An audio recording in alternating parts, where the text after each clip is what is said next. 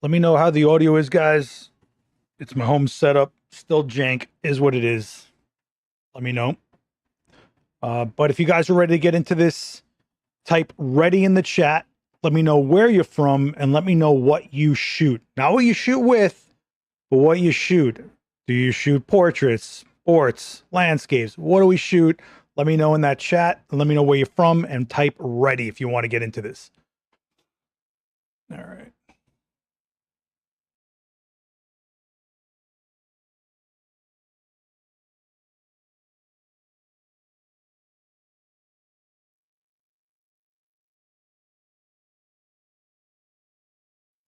All right, let's get some focus going in here. Bada bing. What's going on, everyone? Welcome to, I guess, episode 24 of Live View, man. By the way, Live View has been about 7 different formats over all the years I've been doing content for Adorama. It actually started as a live stream for Instagram back when it was like brand new to Instagram and you couldn't save the live streams. So I did all these demos once a week for like 40 minutes every week, and they just went away after 24 hours, just vanished. I tried to save some of them. Some of the archives are on my own channel, but vertical video doesn't do too well on a horizontal platform like YouTube. Anyway, what's going on, Edgar D? What's going on, man? Jeff, Melanie, hey, how are you?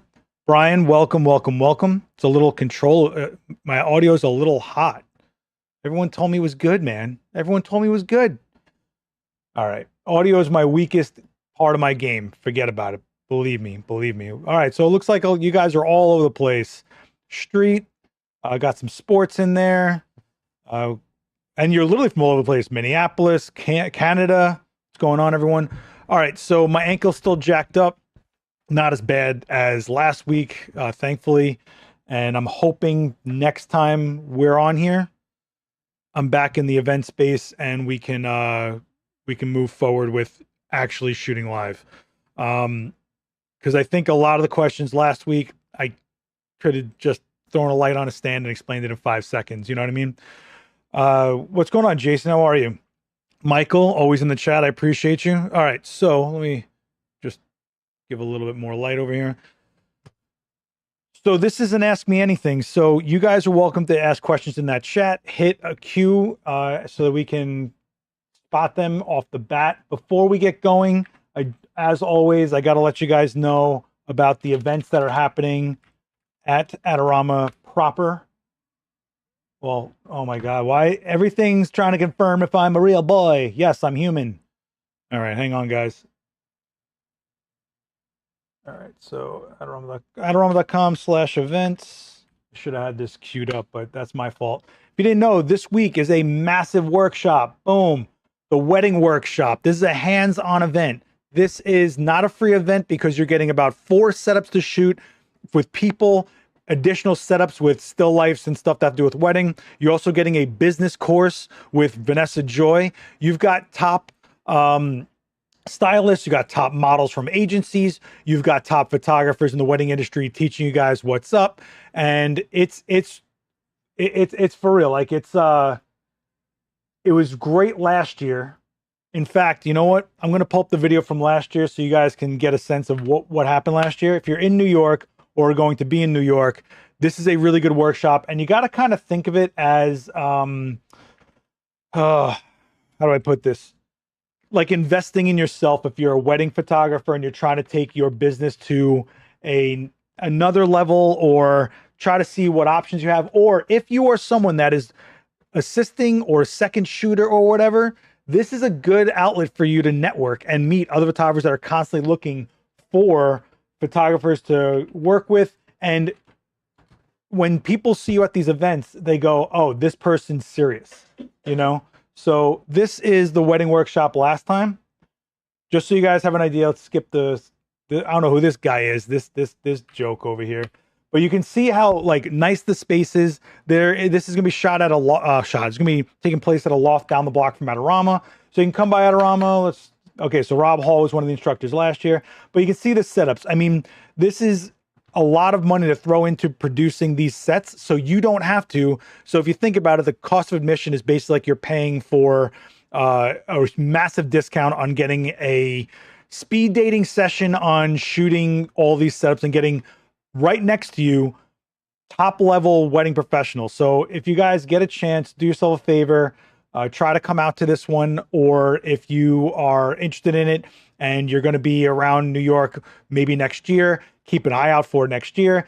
Daniel is giving out a code. Daniel30 is the code to give you guys, I think, $30 off. So DM Daniel on Instagram for the code. I'm pretty sure that's the code, but this is Susan Stripling last year. She will be there this year, I believe.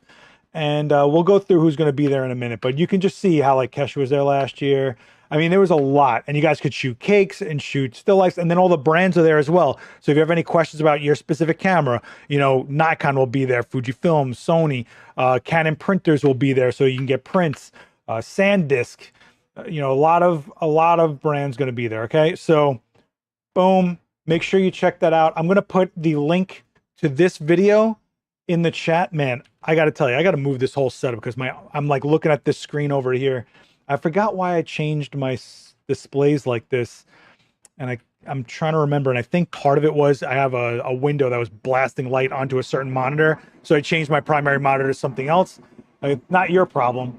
All right, let's just jump back to this really quick. So just so you know what the day is like, 9:30 the doors open, and you're getting out of there at about 6 o'clock. They're feeding you lunch. They're giving you 5 sessions, one including a business course. You're networking. You're getting a free swag bag. You're around all the brands. So you got Susan Stripling, who, you know, if you know the trade show circuit or education in this industry, she's here. Vanessa Joy, you guys know Vanessa. She has a video on this channel alone teaching you guys how to make money with your camera, and really great insights on that. So she'll be doing a business course, and she's been in the wedding industry forever. You guys know who she is. Michelle Harris, who was on this channel, doing 48 poses in 8 minutes. That is an actual demo that she did on this channel. You guys can go look for that. And Petronella. So she's another photographer that's known in the wedding space. You can see really, really amazing color tones in her imagery. So you could check her out. She's a Fujifilm shooter. And you've got Joshua Dwayne, who I believe is Nikon, right? Yeah, Nikon shooter.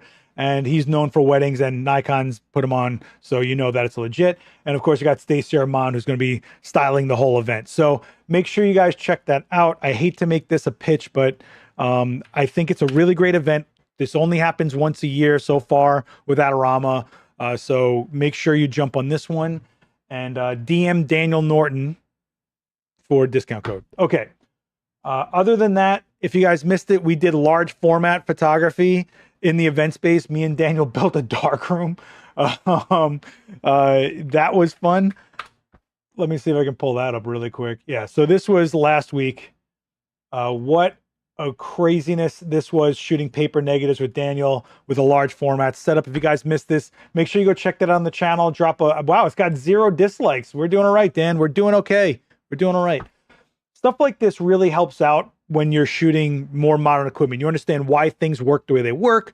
You think a little bit more deeper, and you're a little bit more precise. Instead of shooting 30 frames a second and holding that button down and hoping you got something like the large format makes you only shoot 1 frame until you're done with that frame. So slowing yourself down and thinking more methodical will definitely help out the way you approach things. It's just like, I hate to do it like this, but when I rode BMX, kids that rode flatland were amazing at street because they just had crazy balance and all this other stuff. And just like shooting product and tabletop and still life for us, I think personally sharpens us up for things like portraiture and other stuff like that. I keep telling everybody that I think my years shooting tabletop and product photography absolutely aided in the way I shoot special effects makeup, because it's not just a portrait of a creature, it's a substrate, it's a material, it's glossy, it's glimmery, it's disgusting, it's drippy, it's all these leathery, it's silicone, it's latex, and that is not skin, right? So mixing that with the portrait skills, I think totally elevated me. So maybe if you're not even a wedding photographer and you're just interested in shooting events, period, it might be a good idea to check out the wedding workshop, you know? Yeah, so Devin actually shot, oh, Devin actually shot live on that stream. So thanks for coming by, Devin. I'm glad you had a good time with that one.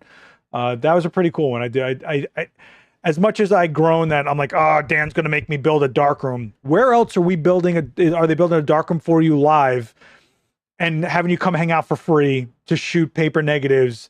I mean, it's not the typical like, oh, here's how I do clamshell lighting. Oh, here's, it's not the typical demos at Adorama, man. We're pushing things. Daniel Norton is a pioneer of all of this stuff. And I'm grateful for him. I'm grateful for the space. I mean, I'm grateful for you guys coming to hang out, If you guys have any questions for today, please drop them in the chat. My question sticker was light. I feel like the second you guys know that I'm not going to shoot, like actually do a demo, I get lighter on the questions. But I'm going to go check the question sticker now. So Devin's saying shooting e-com has definitely helped with my headshots. It's super worth it to try new styles. Also, shooting something that's not time sensitive. So think of it this way. If you're practicing with models and you have to shoot with someone, that means you have to hope that they're reliable, they come on time, they're having a good day, you can work with them. You take away all those variables and you're just the camera, and a subject that the subject's at the mercy of whatever you do with it, meaning it's a still life, how you light it, how you position it, all that kind of stuff. Having all that time will always help you hone and sharpen yourself and your skills to be that much better when it does matter time-wise and other elements are thrown in there, like being personable and stuff like that, You all got to do some of these workshops in LA, brah. How about, brah, you come to New York, a city that, I'm not going to start an LA-New York war, but clearly what's going on in LA that you don't got these workshops? Come hang out in New York sometime. And not for nothing, even though you're in LA, that's what this channel is for. All the demos and classes get beamed out on this channel, so you can still join us. We're trying for you guys. We're doing everything we can to make all this stuff accessible, so you keep going, you stay amped, you have the tools you need, and that includes the answers to things you're having trouble with. Yeah, I stayed home, Marcus. I probably could have toughed it out. I just don't want to stress my busted up ankle more and take longer to heal. I'd rather just heal, especially with this wedding workshop coming up. I'm going to be there. I'm going to be setting things up. I'm going to be trying to get people rolling. You know what I'm talking about, Zach's saying practice imposing and lighting on myself has been huge. No one needs to see them, but you also might figure out something you didn't know, like what it feels like to be on the other side of that lens. I think self-portraits are something a photographer should do a couple times a year. No one has to see them. There's someone, I'm not going to name names here, but there was someone that was going through a lot in their life and they're a creative person. I said, look, just shoot self-portraits that no one has to see and go into it knowing no one has to see them, and work out whatever you need to work out and see what you have to see and kind of alleviate some of the stress in your skull off when you're putting it towards something creative and trying to get to an end result and you're seeing things. You're going to find out things about yourself, about your equipment, about what it's like to work with people. Shooting self-portraits is critical, in my opinion, when it comes to being a portrait photographer, when it comes to working with people, even when it comes to knowing your equipment. I think it's a massive help in that regard, Been practicing a lot with my wife. She's a trooper. I'm sure she loves you, Jason. Believe me. Oh, you got a new portrait, Jason. I noticed that. This guy's always smiling, always smiling. Let me check out the question sticker. If you guys don't have questions yet, make sure you throw Q, like a capital Q in front of it when you type in the chat, and I'll get to it. Let me just go into... All right, so I don't know if this is really a question, but someone's asking, would you ever do a super low budget shoot? And they elaborate by saying a Digicam to tether, an Amazon Flash M42 lens. Okay, first of all, let's talk about the camera. A Digicam that's low budget might not even tether.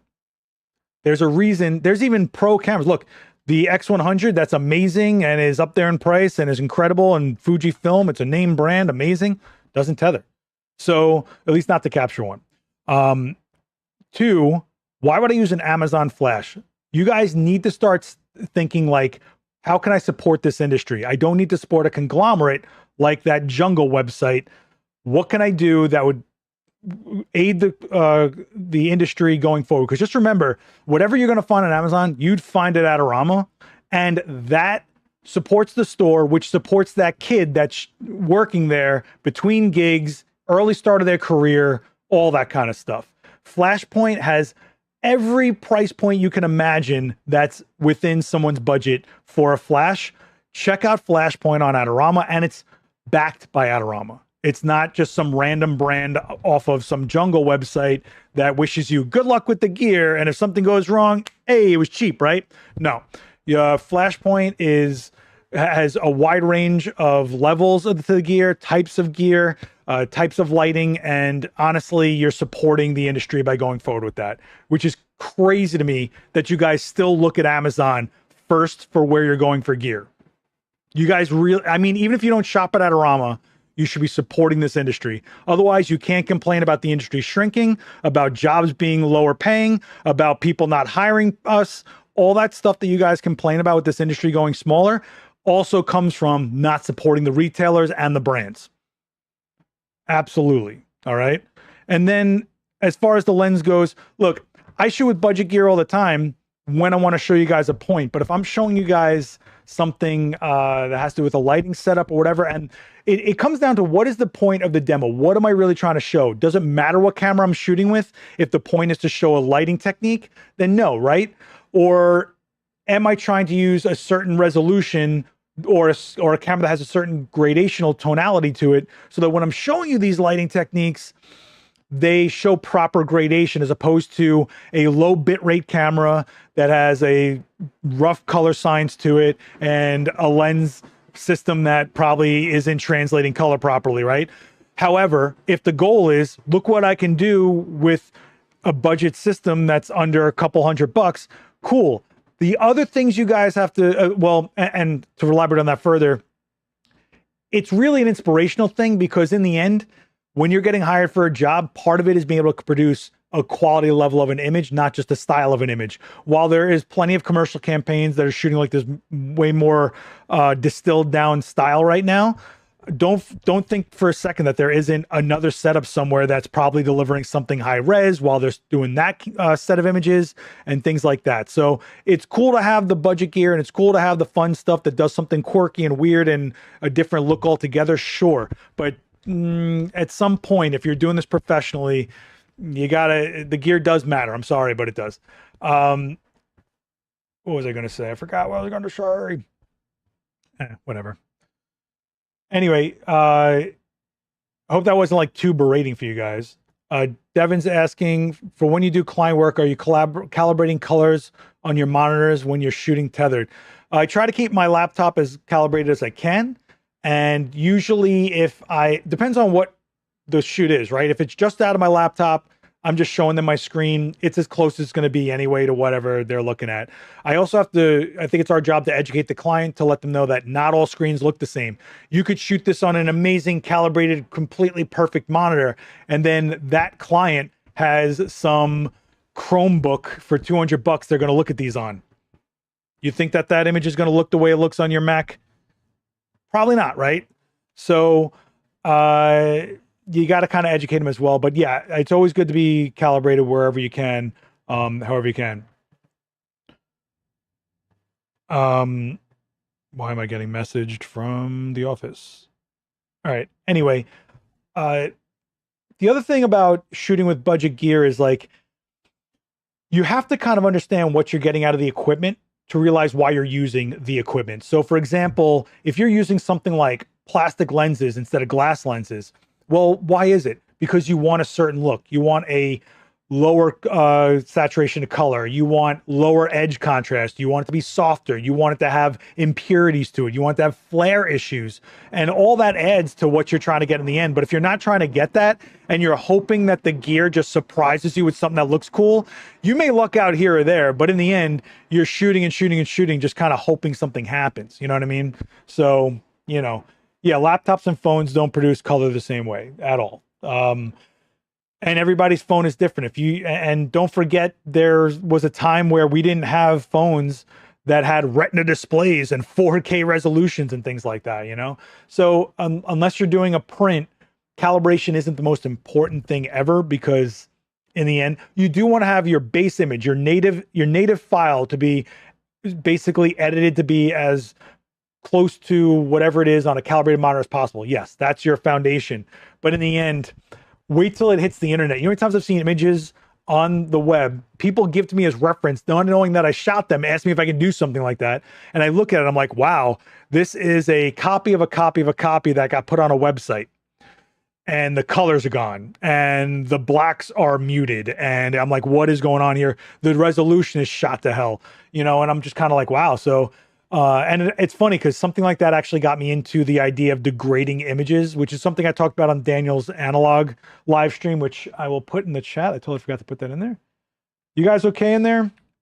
You know, when the chat goes dead, I'm like weirded out. There's 60 of you in there, only 20 likes. I'd appreciate it if you guys could throw a like on this. And have you guys seen the trailer for the events channel? This channel has a trailer that the comment section is becoming basically a testimonial board of what you guys get out of this channel. And that definitely helps out the channel because people read that and go, you know what, I will hit subscribe because I see it's helping so many other people or they're vouching for it or whatever. So if you get a chance today, go over to I put the link in the chat just now. If you get a chance, go ahead and drop a comment in there. Let us know what is going on with this? Let us know what some of your favorite demos have been. Let us know what's been helpful to you. Let us know what you found to be you know, things that you've been gravitating to on the channel, things you didn't realize, insights, people you haven't discovered yet. So go check that out. Man, I got to tell you, I used to do these kinds of streams all the time on my personal channel. But I guess when we did it on my personal channel, we looked at it more like a news show rather than physically technique. And having no ability to shoot live right now is pretty frustrating to explain things when this is the format of this show, right? So we've done 24 of these. Isn't that kind of nuts that we're this deep in this series? Is it a series? Do you guys consider this a series? I made it a podcast on here, but whatever. I hope you guys are checking out all the series though. Coffee with Creators is 11 a.m. on Wednesdays Eastern time on the main channel. We just had I mean, the level of guests that we've had in the past few weeks have been great. We got a lot more going forward. I got Pontus joining me. He is an amazing press photographer covering presidential campaigns, and he'll give you the insight of what it's really like to do that kind of work. Make sure that you don't miss that at 11 o'clock this Wednesday. Last week, I had JC Carey, the Westcott guy. Some of you guys know JC Carey for sure. Yeah, like I need to pay for my ankle injury. I wish that paid for my ankle injury. I'll tell you that right now. Don't forget that there's Picture America, where our own Sal D'Elia is going to different smaller towns in America to check out what creators the community is voting on to get more notice. So they went on Instagram. Adorama went on Instagram and said, "Hey, let us know what creators we should feature." And he's literally going to the cities to do these micro documentaries of these creators. Unbelievable stuff. Really, really cool. If you guys haven't checked out that series and you just want like a shot in the arm to go do something cool, go check that out for sure. All right. Hey, Kathy, how are you? Is using a prime lens the preferred for portrait shooting? I think at one time it was before mirrorless days. Okay. So a lot of you guys know that I shoot a lot of zooms because I think zooms have come so far and I don't like to be tied down to one focal length because when I shoot for real, like not demos, I'm erratic. I'm super, super erratic. And then once I notice that I'm settling in on a focal length, like let's say I'm settling on an 85, I might switch out to a prime 85. But why if I'm already shooting kind of 85 on a zoom? Well, few reasons. One, prime lenses could have a completely different look to them overall, right? They might have something that has a different edge to it. Some portrait lenses were known for being softer on the edges, sharper in the middle, further isolating a subject. And this was a big thing in the DSLR era. And people were always like, oh, primes are sharper than zoom. And in a lot of cases they were. But I think as we're in mirrorless now, and as you know, the R&D on lenses have pushed and the cost of things have come down technology-wise to include them in lenses you can now afford. I think it's been incredible, right? So prime lenses, yes, in the back in the day, there was always some old guy going, you can't shoot with a zoom. I'm telling you, you can shoot a portrait with whatever you want. I literally have a video on my channel saying that. It's 20-minute rant, but don't forget, as long as you're getting what you want out of the image, you're using the right gear. You know, for me, there's moments where I have a small amount of time with somebody when I have to shoot on a professional level, and being able to fly between having a fast wide angle, getting their shoes and their whole outfit in the environment, and then punching in super tight and getting real tight in their eyes, and then getting like a mid, getting all those extra versatile, different frames is worth more to me than what I would get with just how amazing this one prime is. However, if I have the time and if I realize that I'm settling into a certain focal length for a certain subject for a certain reason, I'll absolutely go to a prime. Hey, what's going on, Vanessa? I was just talking about Vanessa Joy and her amazing business demo. She did a business talk on this channel. I re-released it with Joe Sinnott, so you guys have 2 business courses put together. I hope you guys are watching those compilation videos. Man, I'm like losing my train of thought because I keep on smacking my ankle against the bottom of this chair. Anyway, and Vanessa Joy is going to be at the wedding workshop, which is pinned to the top of the chat. If you guys want to check out the details, the Eventbrite's over there. But that said, Kathy, look, some people will be like, primes are the best thing ever and there's nothing better. It's like, okay, cool. Then why is there a $150 prime lens and a $3,000 prime lens and their same focal length? Every lens is specific for, there's something about, has specific characteristics for a reason. You know, there's 50 millimeter 1.4s, and then there's a 50 millimeter 1.2, and there's $2,000 price difference between the two. What happened there? There's a lot of reasons. Okay. So it's not just that it's a prime, you know? And I think that if we took away the idea and the ego of lenses and looked at what you were just getting out of said lenses, I think that is why we're seeing a lot of people gravitating to budget lenses right now from brands that aren't first party. You know, you're seeing a lot of Viltrox out there. You're seeing a lot of Tokina and Tamron. It's like you're seeing a lot of that pop up more and more because it's a whole new game when it comes to lenses in this era, for sure. Absolutely. Absolutely. Ali's asking, what will be your go-to setup for a run and gun Comic-Con shoot outdoors, on the go, super fast setups? If it's run and gun, and I mean true run and gun, I'd probably ask someone to come with me. I'd give them a light, probably with maybe a 3-foot octa on it. And if I had a second person, maybe a 1x3 strip, and I would just try to shape someone out as fast as I could. Pop, pop, pop, pop, pop. Keep on walking, moving to the next one. If you checked out my Comic-Con videos on my channel, you would see Colin Douglas. He does, I had some, oh man. I got to clean this desk off. I just had something resting on the escape key. So every time I'm touching something, it's canceling out. Drive me crazy. I'll put it in the chat, but don't go ahead over there right now.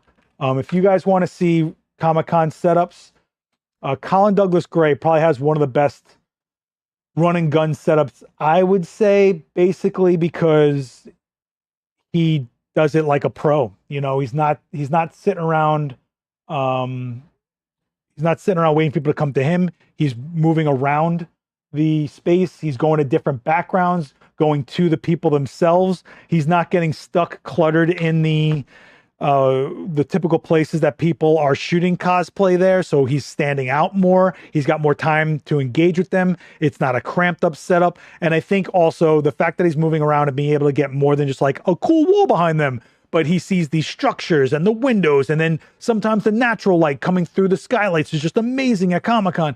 So I would recommend, if it's true run and gun, if you really got to do it, get an assistant, possibly 2. If you can't do that, get yourself an auto stand that you can drop down. You're gonna need a light. You're gonna need a light. And if you're gonna long arm every time, you're going to notice that your shots start looking very similar over and over again, and it throttles you down creatively, meaning you can only long arm so far. You can't really shape your subject how you might want to, and having people that you can just communicate to, like, hey, go to the left a little more, bring the light farther behind him so you get more of a rim rather and silhouette this a little bit more, you'd be surprised, you know? But that's what I would do. I think any run and gun is better when you've got people that you can just communicate to, and more importantly, people that understand what they're doing. So Joe McNally, the great Joe McNally, had me holding lights for him a couple weeks ago, and I'm holding a 4-foot octa next to, where were we, Joe? I think we were under the Manhattan Bridge. So there's wind flying, we're right on the edge of the water, and I'm holding a 4-foot octa on a paint pole for my man. But Joe didn't really instruct me too much. He just kind of was like, I need light. And so he let me kind of do what I thought it was going to be. I also wasn't able to see the shots. So until Joe told me something had to change, I went with what I felt I should go with. Had it been me and I had someone holding that light and they didn't know where to put a light, what's the point? Right? And there's times where an assistant is a moment for you to show them what to do. And there's a time, hold on. And there's a time when having an assistant, there's a time when having an assistant is a moment to teach them something. And there's a moment when you need your assistant to be a real assistant. And when you're in run and gun mode, that is not a time to teach people how to be an assistant, in my opinion. Everyone has their philosophy, but I think that you have to really understand that if you're going to bring someone else into your setup and they are holding your lights, which you are using as the tool to document, they're as much a part of it as you are. And you're going to have to coach them. And that's why people stick with certain assistants forever, because they're plug and play, or they know they can anticipate what a photographer might need next, or they could go, I know what style you're going for. I know what you usually look for. It would probably be better if we did it this way. Or if I got a camera to my face and you think something might be more optimal for a style you know me for, just do it. And if I can get to a point where I can trust you and you really know what you're doing, you're worth your weight in gold. And I know Vanessa, if she's still in the chat, can attest to this. Like, having solid people that know what they're doing and kind of almost be symbiotic with you is priceless in this industry, as far as having an assistant goes, Could never get a spot in the photo areas to set up camp. So what Devin's referring to, why can't I think today? Man. Sorry, guys. I'm struggling today. So if my thoughts are a little erratic or I'm talking fast or whatever, I apologize. What Devin's referring to is at Comic-Con here in New York, or pretty much any Comic-Con that has a lot of people, photographers usually get there as early as they can and they rush to certain areas. Most of the guys that have been there before, and girls that have been there before, know which walls they really ideally want. They look for setups that they can kind of isolate, get away from all the madness. But if you don't get there early and throw a flag down that that's your spot, you don't get a spot. Just so you have an idea, New York Comic-Con here at the Javits Center sees, I'm not even making this up, I think the number is 150,000 people. And you want to be the one guy to get an area without buying a booth? You better get there early, kid. Yeah. So I'll ask around and see if I can get a hand. Definitely check out the video after live. Yeah, check out the Comic-Con video. You'll see what we're talking about. Hopefully I'm all healed up and good to go to Comic-Con this year. I should be. It's in October, right? What I'm worried about is I got a ticket to Anime Con, which I wanted to see the difference in the culture. I'm not an anime guy. I've never been an anime guy. I also haven't really given it a fair chance, to be fair. But I have a ticket to Anime NYC this weekend, and I am flipping a coin if I'm going to be able to walk enough to go to that con. So I'm probably going to be giving my ticket away, which sucks. But I did want to see the difference in the photographers, the setups, the culture, the people, all that kind of thing, It is what it is. Yeah, it's definitely a little bit of Hunger Games for sure. But hey, man, that's what this is. There's so many people that can buy a camera and go shoot. If you say, I'm going to go to Comic-Con and get photos, and you just need your camera, maybe a light and a stand, you're going to go and the hungrier guy, the hungrier photographer, the hungrier person that's going there to get photos is going to get the photos, right? I think people underestimate how much of this industry is just being there and determination.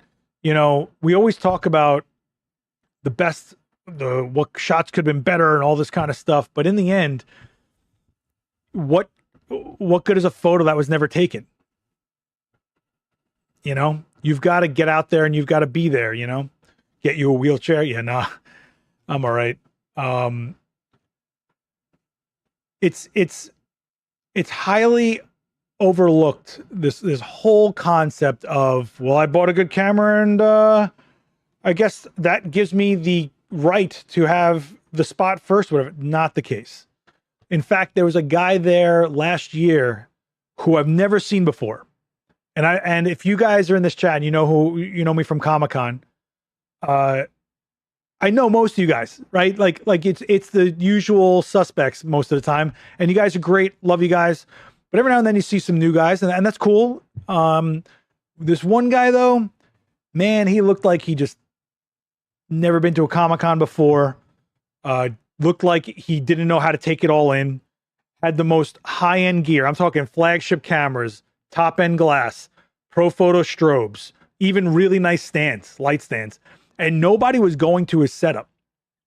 And he came up behind me while I was talking to somebody else, and he was trying to get me to feature him in the Comic-Con video on my channel. And I was polite to him, and I was like, maybe when I come back around.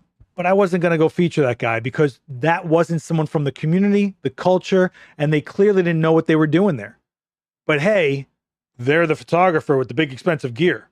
Meanwhile, I'm watching guys with DSLRs that were handed down to them from their parents crushing it.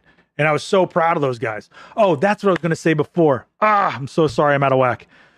To the guy that was saying, if I did a budget setup with a low budget camera and tether and like an Amazon flash, budget gear has changed heavily. Don't forget, you guys are in this amazing renaissance. Right now, you can get really good, what was considered top end gear from a few years ago for really affordable pricing in used departments. I'm talking amazing DSLRs. Are they mirrorless? No, but some of them do let you shoot live view with the mirror up. Some of them do video, right? Some of them do have high frame rate for what it is. Their battery life is awesome. Their low light autofocus is awesome. They're built like tanks. They're just not the hot commodity right now, so their value goes down. So as far as budget photography gear goes, don't overlook the used department for something maybe a little older.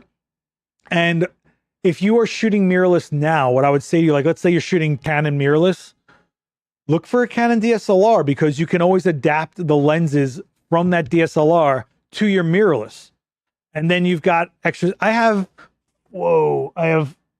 just hurt a lot. I just put all my weight on my ankle. I have a bunch of DSLRs back there on that table, which you guys on other streams have seen me pull up. And I keep those there because that's my fail-safe. All else goes down, I still got a camera, you know? So it's wild. It's wild. Yeah, Vanessa's selling her DSLR and EF Canon gear. Vanessa's also on the cutting edge of doing high-end campaign work, and she has the gear she needs, and she's looking at the gear that she doesn't feel she needs anymore, and she can liquidate it and get it to somebody that could use it, then great. Look, I've watched Joe McNally walk into Adorama. Joe McNally walk into Adorama and sell his gear. And I'm like, Joe, if you just told people this was your camera and what you shot with it, the value of someone just wanting to collect it would be something. It's like, I just want to buy something new. So you might be getting a camera that was owned by a legend for all you know, and Vanessa's gear, I'm sure somebody would be like, this is Vanessa's camera. And that gives you enough amped up inspiration to go, I want to go shoot. I'm holding Vanessa's camera. Go do it. Live it. However, Marcus Beasley in the chat buys a light off of me and just sentences it to death by destroying it in like 3 days after I sold it to him. So nice job, Marcus. And if you didn't know, Marcus Beasley was on Coffee with Creators. You can go check out who this guy is. Joe does still have the 200 f2. The 200 millimeter f2 from the Nikon F mount is this, I can't explain it. It is a stunning piece of glass, but it is also a tank, heavy, big. But if you ask any legacy Nikon owner that has that lens, it's like the one piece of glass they're not selling. And I've looked at used versions of it, and they were all banged up, and I'm like, do I want this? And just the reputation of this lens has gotten in my head and tricked me into thinking I wanted to buy it. And then I look at some of the lenses I have, and I'm like, I'm good enough. you know. Apparently, Michael, that's how it works. If you buy Vanessa's gear, apparently you automatically shoot just like Vanessa. Apparently, that's how it works. I don't know if you guys knew that or not. That's why when you guys buy used gear, your whole style changes. You guys didn't realize that. Can you imagine if that was the case? Like, can you imagine if just buying the gear changed your style? In some ways it can. If you're someone that never shot wide angle lenses and you're buying a fisheye, it's going to change your style pretty dramatically. You know what I mean? So Zartan is saying, I still have my Rebel T7 and I mostly shoot with my Olympus EM1 Mark III. My philosophy has always been, it doesn't hurt me to still have another camera. And what I mean by that is there's very rarely will you see me sell off a camera unless the technology jumped forward so significantly that the value just isn't there anymore. Example, I still have Gen 2 Nikon mirrorless. In fact, this is a Nikon Z6 II because it's worth more to me having an extra camera that can give me another angle while I'm filming myself for my channel, or give to another person to film BTS while I'm shooting a job or something, than the bit of money that it might get me. However, I sold my Gen 1 Nikons because everything pushed forward so significantly. There's just no reason for me to hold on to those. And I just said, you know what? I'm not even using them anymore. And hopefully they're such a value for someone, like a budget wise, like the used cost on it is so nice that some kid can get into shooting with a mirrorless full frame camera now because that's on the market. My Gen 1 Nikons go to someone who has a budget that wants to get further into the technology we're using today. Great. Awesome. So yeah, let me just check the question sticker, make sure I'm not missing anybody here. If you guys have any questions, let me know. We're already 45 minutes deep. Again, I apologize. I'm a little erratic today. I'm not having the best of times right now, so I apologize about that. But I didn't want to miss these streams. I want to keep the cadence going. I also want to make sure that you guys know that this is always here. So instead of me going like, oh, I might do it this week. Oh, I might not do it this week. Even if I can't shoot, I'm doing what I can to be here for you guys. Especially, I think the only reason you won't see me doing this live stream is if, one, I have a job, like a gig, or two, I'm traveling, like the trade show season that's coming up. Speaking of which, I will be at Imaging in January, I believe. Might be doing a class at WPI. I don't know yet, but Adorama will be at both. And, you've got all the trade show announcements coming up from IBC. That's in September, things like that. Seth, you had a model named Eric on set with Daniel. Daniel shouts out their social on the streams if you pay attention. And she's been in 8 million videos. And so you can find her on IG, I'm sure. Most of the people we work with, just so you know, are working actors or agency models and things like that. So you're probably gonna have to go through other means. So, all right.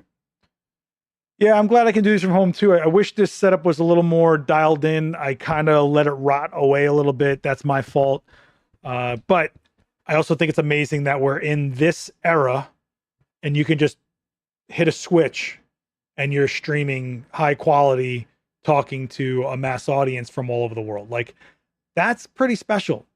And I think people need to kind of realize that, how lucky we are to be able to share and connect with such immediacy like this. I don't know. I've always been good with the live format. I don't know. I don't know how well it reaches people, because I think a lot of people see live and they don't want to watch it because they just want a 10-minute video, or they want a 5-minute video that just answers the question that they typed into Google, right? These live streams have lower view counts, but they have a community building aspect to them, meaning you have a whole bunch of people that are there with you for the hour, that are there with you for the next one, that are seeing each other in the chat. That's you guys, right? And don't forget, we have the Discord that you guys can chat in when we're not live. You can share work in there, all sorts of stuff.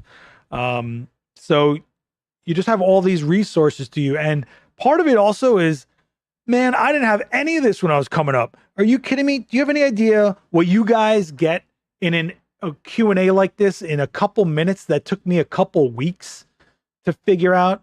Or, you had to find someone that was thought enough of you to let them on your set, to let you on their set. Now you guys just basically come hang out at the event space, and that's our set. That's, you guys are there. You're there with us, so I really hope you take advantage of it. I hope you guys are hitting subscribe on channels like this. This channel, by the way, we're almost at 12.3K. I am so happy you guys the momentum is there. I'm so happy the momentum is there. And I'm so happy that you guys are sticking with it. You show up in these chats. Don't forget to leave comments on the videos after the fact. That's a big help. Share this channel with anyone you think that could benefit from a live format where they just need someone to talk to. They need questions answered. They need to see things done in front of their face rather than polished, over-edited videos that give them kind of a fast food version of an answer, Yeah, it's funny how it's kind of funny how Get Good turned into this gamer talk for like Soulsborne games, but really I've never had an older photographer or a pro that I was trying to work for come to me and say, you got to get better or you can't be on my set. They cared about your demeanor. They cared about how you treated their clients, how proactive you were on set. One guy hired me after the first time I shot with him because while we had downtime, I started sweeping the set. And he was like, I remember he said something like, I'm glad you just didn't sit down, or what did he say? Oh my God. Whatever he said, it was basically in the tune of, you found a way to keep yourself busy and in a way that was optimal, because basically sweeping up then means not sweeping up after, which means we got out of there earlier, and time is money, right? So, it's not about being a great photographer when you're trying to assist people. They know that you're evolving and learning and growing. What it's about is being a great assistant. What it's about is being proper, professional, reliable, consistent, coachable, things like that. I would say there were photographers in my life that I stopped assisting for because they were basically just trying to make me a version of them. And while I respected them and thought they were incredible, their style was not my style. But there was just something about the way they did things that they were just trying to make like a clone of themselves.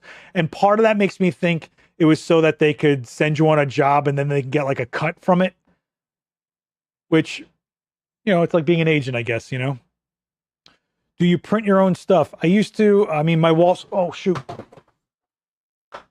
My walls are covered with framed prints. However, everything on my walls that's in a frame is from a darkroom, either color or black and white.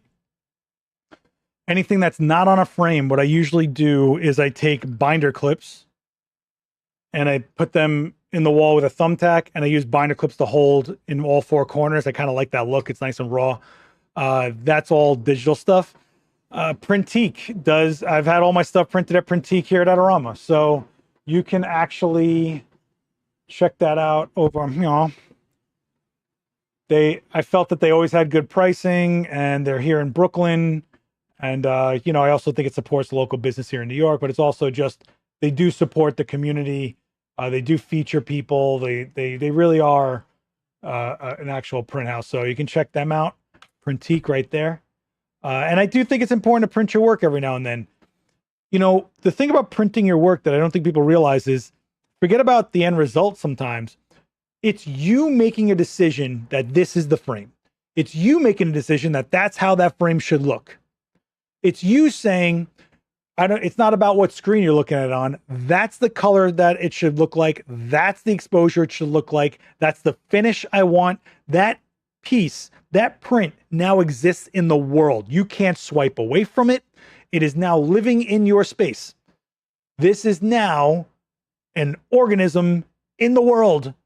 And I decided that. And having the ability to edit yourself down and be that confident behind your work and be that, I don't want to say precise, but you are so sure that that's the way you want that image to be, says a lot as a creator, as opposed to the people that drive me crazy and post, here's the same photo and a slideshow of 6 different ways I edited it. Here's it in color. Here's it in black and white. You just killed it right there for me. I'm not watching this, and I'm leaving your page.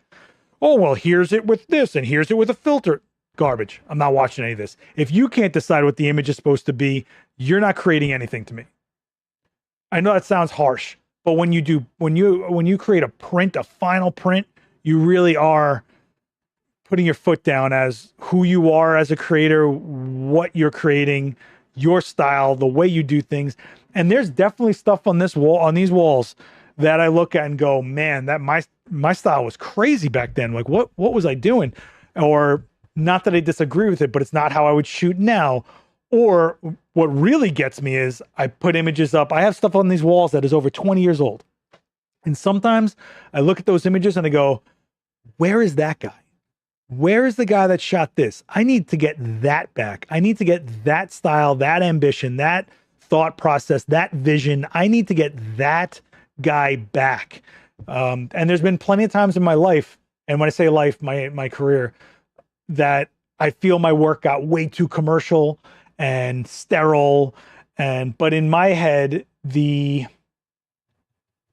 honor was the fact that it was so clean and done so technically well that I was like, look at this. But by the time I was done, it was done pristine, but it was boring. Nobody connected with it, but that also wasn't the point when it's like commercial, right? So it's important. It's important for you to try out as many formats as you can think of, from aspect ratios to lens types, to media, meaning black and white, color, prints, digital, alternative process, cyanotypes, Van Dyke Browns. I have on this wall, where is it? Up top is a cyanotype of my mother's knee x-rays. In another room, I have a Van Dyke Brown, and you can find this all on my Instagram if you dig hard enough.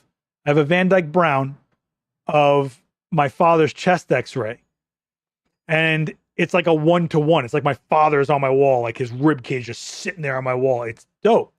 But learning Van Dyke Brown, cyanotypes, gun by chromate, salt prints, palladium, all that stuff absolutely fed to what I create today, even if it's like tiny and minute. I think people shortchange themselves a lot by just going like, I do this one thing great, and I hope you never have a client ask you for anything different, or you don't want anything different from yourself. You know, I hope you guys see the work I put out there and the way we do these demos, and you see how vastly different the techniques can be, but it stays in the same tone of my style, but I can fluctuate my style when I need to, you know? So palladium is platinum based.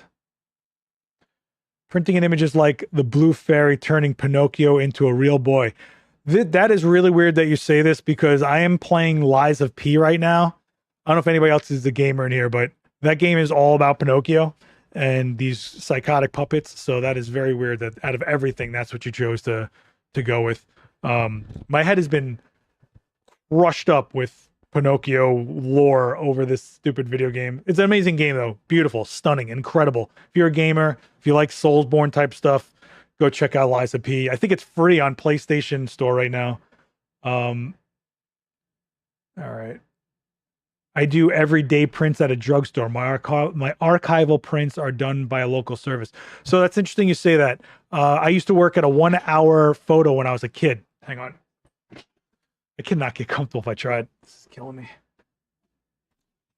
So I used to work at a 1-hour photo when I was a kid. And this was around 9/11, by the way. So when 9/11 happened, I had garbage bags full of one-time use disposable cameras from the fire departments being like shoveled in, and I was just processing them, and like only like one out of the entire roll was good, but you were seeing glimpses of 9/11. Anyway, because I worked at the 1 hour photo, I made myself 4x6s of everything. And to this day, I find stacks of them in random boxes and stuff that I've had around. It's kind of crazy, but I do think it's important for you to understand what the print is like from the finish, matte, glossy, pearlescent, or not pearlescent. What do you call that? Luster or metallic or whatever you want, right? And I also think it's important to understand what your image feels like at different print sizes. So there's prints on my wall that are a few feet in size. And then there's a few prints on my wall that you couldn't look at it with someone next to you because it's so small. And having a print that's small says a lot about intimacy and how it's not something to share as an experience. Having a print huge says something about presence and how looming it is and how much you're immersed in it and how you could have someone next to you and viewing distance and all this stuff. So I think you have to kind of understand every decision you make about the print kind of makes as much of a difference as what you did in that frame. For a long time, I was a big proponent, and still am, of matte prints. I just love matte prints. It's the punk in me. We used to photocopy our photos to share them with each other, and that was matte. You know, that was like a punk thing. You shot some band and you made Xerox copies of the photos because you could only afford to make one, and then you kind of tried to make copies and run out of there before you had to pay or whatever. This is not condoning that, by the way.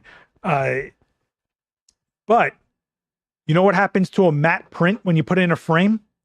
The glass says, hey, you're not matte anymore. And so there was a few gallery shows I did in my younger life that there were no frames.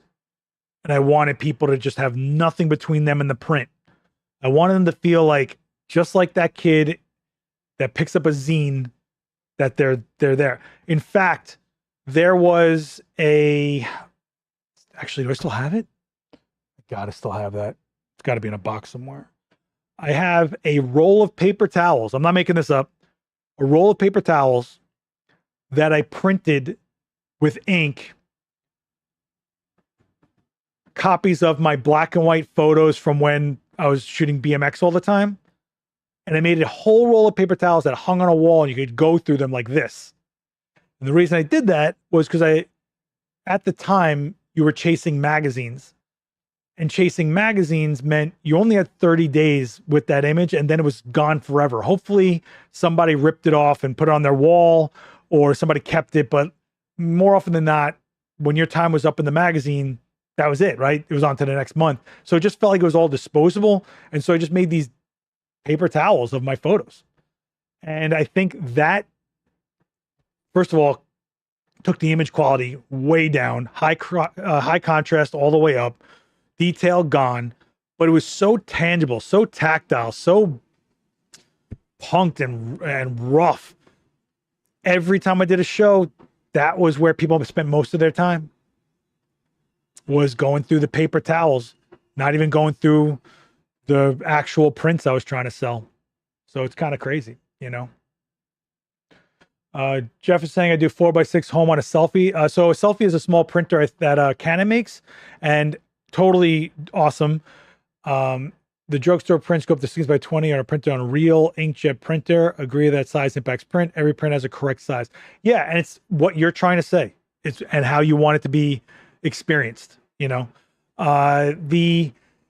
If I think everybody at some point should buy some sort of like small printer. You can take your photos, put them on your phone, the files, and then print them on those printers. Canon makes it.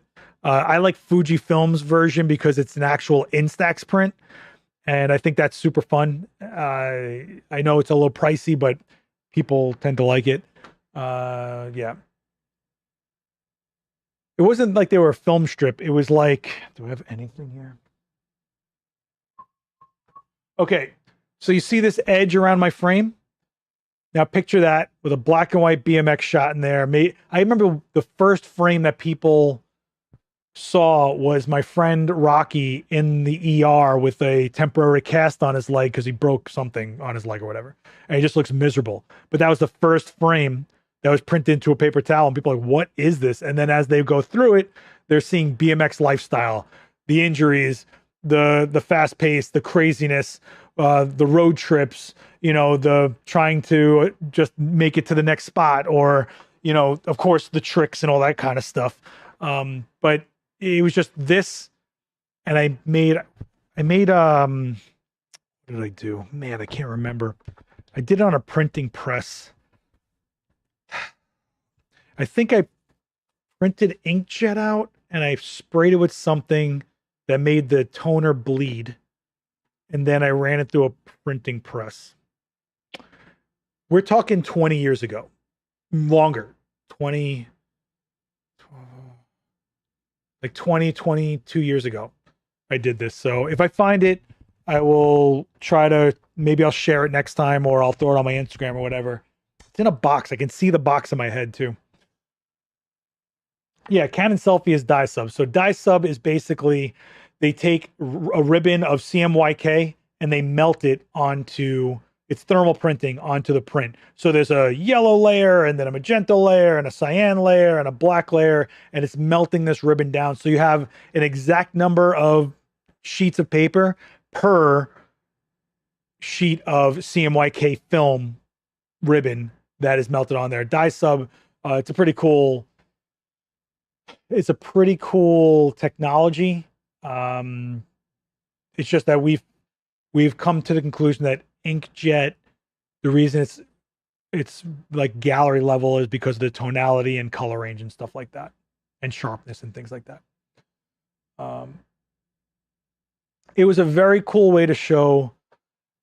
I think the thing about BMX was that everyone just assumed it was like skateboarding, and there were big differences, because with BMX you could ride your bike way farther than a kid could skate, or that bike cost you more money to assemble, more parts that could break. The bike itself was an apparatus that would hurt you if you fell, just like a skateboard would. But there was a lot of differences in the types of injuries you would get, the spots you could ride, what you could ride, the speed you were going at. The things I did, thinking back, how absolutely crazy it was and how lucky I am to still be here. But when you were at a gallery show and all walks of life are coming through that door, there is no way they can comprehend what that lifestyle or culture was like unless they were part of it, and they're never going to be part of it. And I could spot a BMX kid coming to my gallery shows from a mile away. I could be like, that kid rides. You could see from their posture, their muscle tone, their logos on their shirts, what they were wearing, the way their shoes looked, the types of, if they had shorts on, you could tell from the pedal bite on their shins. You just knew, right? And the first thing I would do is just go with them with stickers and trade stickers. That was like the us trading business cards, or dogs sniffing each other was us trading stickers. I love these lives. There is so much knowledge here, and I always come away feeling like there's so much to try, learn, and draw from. That's amazing. I never know what these are doing. I'll be honest with you. These live streams, after the fact of a very low view count, they do not add to the subscriber, it seems. So I'm never really sure what these live streams are doing, aside from me keeping the heartbeat of this channel going when we don't have like formal demos and events and classes in the event space. So I'm glad you guys are getting a lot out of these, and I'm glad you feel like you're a part of this, because you are. We do need to kind of share this with people though. So if you have any photo friends that you think could use, a place to park and talk about some nerd stuff or get some help, tell them about this channel, please. I really would love to get this. I want to get this for this channel. For this channel. I want this for the Adorama Events channel. That is my number one 100% thing that I want. And it's where I got a long way to go. We were at 12. What are we at? 12.3 almost. We got a good way to go, man. 88,000 to go. We can do it. We can do it. It's not going to stay up. Anyway, we're hitting over the hour. So last call for questions. This is last call, guys. Last call for questions. This was kind of just a hangout this time, but that's kind of what it's going to be sometimes.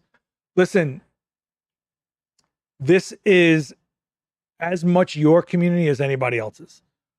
What you choose to engage with, support, is just as important as anybody else. So I appreciate you guys being here. I appreciate your time. I appreciate your engagement in these chat rooms. I appreciate you hitting like, hitting subscribe. I appreciate you coming to the event space. Appreciate you just talking about this channel. And I really hope that you guys feel this isn't a retail store trying to get you to buy something. This is a place for you, period. There's no point in them selling you anything if you're going to quit tomorrow because you're frustrated with it. I'm here to help you guys stay with it, keep elevating, share whatever I can to make sure you guys shoot what you want to shoot, how you want to shoot, create the work you want to create, understand what you're doing. And if it means that you end up getting some money in your pocket for a profession, then we are moving forward amicably here, guys. I wish this was around when I was coming up. I don't know, maybe coming up the hard way was why I'm able to do this stuff for you guys now. I don't know. You know, I don't know everything. I'm not the best photographer in the world, but I can throw down and I know what I know. All right. So listen, I will see you Wednesday, 11 a.m. Eastern on the main channel for Coffee with Creators. Pontus is amazing. If you guys want to know what it's like to be a press photographer, presidential campaigns, I mean, real deal stuff, check out 11 a.m. Eastern Wednesday, Coffee with Creators. Don't forget to subscribe here. Don't forget to join the Discord. The link is in this description. And the wedding workshop, if you guys are going to be in New York on August 21st, you're going to want to go to this, okay? DM Daniel Norton on Instagram for a discount code. I think it's about $30 off. And hopefully I'll see you guys there. If I do see you there, please let me know you're part of this chat if you see me in real life. And yeah, man. I'm going to go ice down my club foot here. Man, I can't wait till I'm just like done healing. I'm sorry, my brain was all over the place this time. This is not a comfortable setup when I'm like this. And I need to go walk around for a little bit. Listen, guys, be good to each other. Check out Adorama.com/events. Check out the Coffee with Creators live stream. Check out the Adorama event space. Keep watch. Lots of stuff is getting booked. Check out Picture America on Adorama TV. There's new stuff. I mean, the amount of stuff that's coming out. Ab just put out a banger video, flash versus LED light on the main channel. Go do that. And I will see you guys on the next one. If you need me, hit me in those comments.